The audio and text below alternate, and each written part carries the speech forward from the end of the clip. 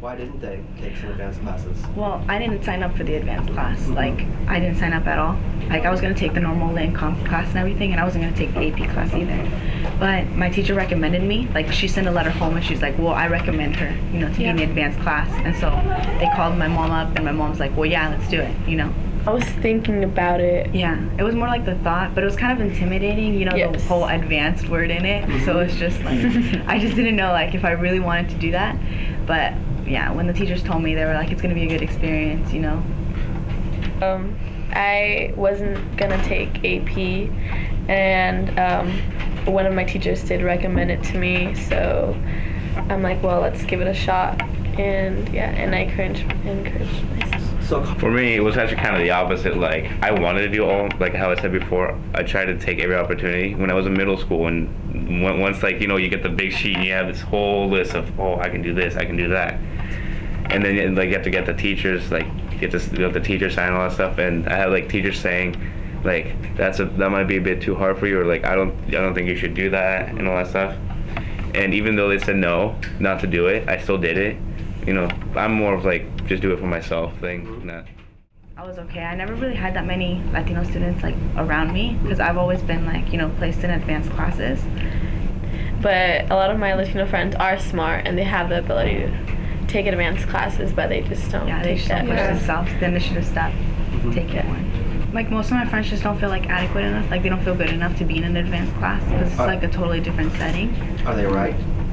Well, not really. Like, most of them, I know that they could do a good job if they really, really push themselves. But most of them just don't care. Like, they just don't care about school in general. Like, because, like, for me, I've always been, like, trying to push myself more. It was more of an inside thing. Like, for me, it was just, I'm going to do better for myself. And for them, it's just, they just don't care. Like, I've tried. Like, I really, like, I would talk to this kid and, like, I made him do his homework, like, every day. So, he did good. But it was more like me pushing him instead of him pushing himself. Like, when I do have bad experience, it's just teachers would just look at you and they kind of already expect less from you. Like, you can tell that they expect less from you, like, the way they look at you, until you finally, like, show, like, your initiative step, like, oh, you know what, I'm, like, I can do this. I'm a good student. How do you feel about, how do the three of you feel about what she just said? Do you agree that you can tell when a teacher has less expectations? Yes. Is that clear? Yeah. Yes. Really? It makes you feel really, like, down on yourself, like, oh, what makes me any different from them, and it makes you try harder. Yeah. The way I think is, like, teachers that push students is that's how you can tell if the teacher's pushing you. You can tell, like, the teacher knows you have giving you high expectations. But, like, if they don't push you, you can kind of tell. Like, they know you're not gonna do it, so they just don't bother. Yeah. Well, there's, like, teachers, like, this is what I always think. I learned this from my music teacher. I remember Mr. Coates. Okay, so he always pushed, at first, he pushed everyone in band. He pushes, like, it doesn't matter who, he pushes everyone. Until, like the middle of the year, it's like, if people who don't want to do it, he just stops pushing them, because there's no point of pushing them if they don't want to do it. How long have you lived in Oregon? I was born. Since I was 3. My life. All your life, okay. And for you, growing up as a Latino child, what are some memories you have that relate to you being Latino? Either good or bad memories. Can you relate anything that comes to mind?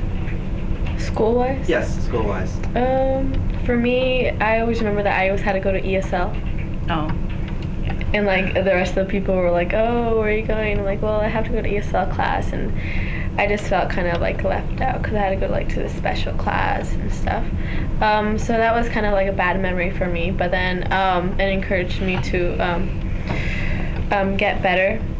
And eventually I got out of that class. And, yeah.